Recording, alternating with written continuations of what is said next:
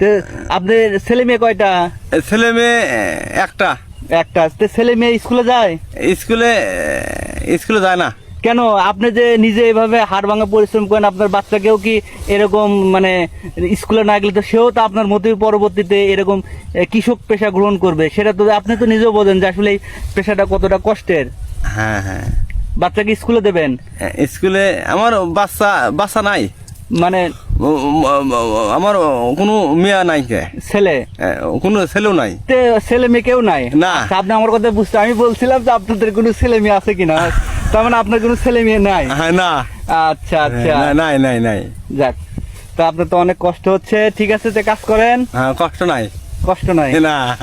আচ্ছা আচ্ছা, উনি অনেক একটা হাসি খুশি মানুষ, দেখেন ওনার হাসি দেখেই খুব ভালো লাগলো। কোনো সমস্যা নাই। কোনো সমস্যা নাই? না, কোনো সমস্যা নাই। সমস্যা নাই, দেখেন কামের কাজে কোনো সমস্যা কিছু নাই। কাজের কাছ থেকে কোনো সমস্যা কোনো সমস্যা নাই।